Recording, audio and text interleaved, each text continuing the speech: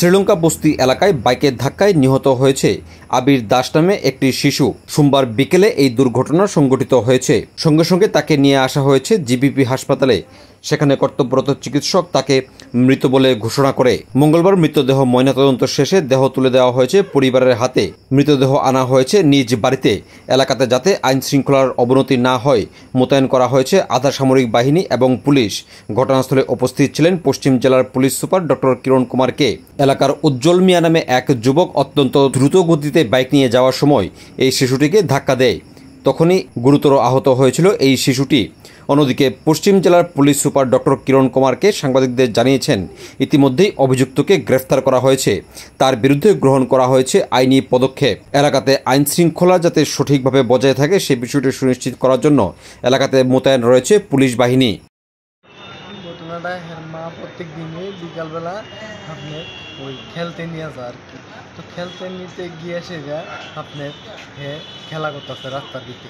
তো বাইকটি এমনভাবে ছাড়ছে তারা, তো এখন সাইডে যে গেছে লইয়া হেঁচড়ে নিয়ে ফেলাইছে বাইকে।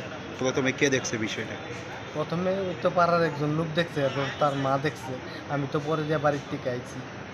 তারপরে আপনারা কোন হাসপাতাল নিয়েছেন? প্রথমে হাসপাতাল তো প্রথমে ওই তো জীবিত আনছে। তো উনি কি জীবিত আছিল? না না, মৃত।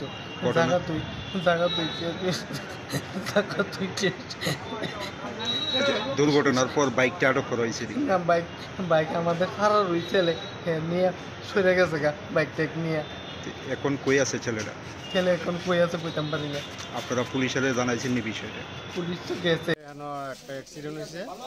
অ্যাক্সিডেন্ট হতে আমরা আইসি শুনছি, দেখছি না লয়ে গেছে গা। তো বাইকটা আইতেছে যে বাইকটা খুব স্পিডে আসছিল, তারা করতেছে খুব স্পিডে আসছিল, আসে বাড়ি দিছে। বাড়ি দেওয়ার সাথে পড়ে গেছে গা। এরপরতে বাইকটা লইয়া ছুটছে।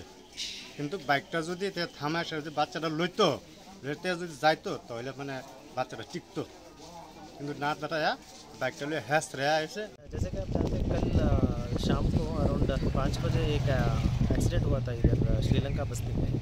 एक छोटा बच्चा 3 ईयर ओल्ड बच्चे का इसमें मौत हो गया था।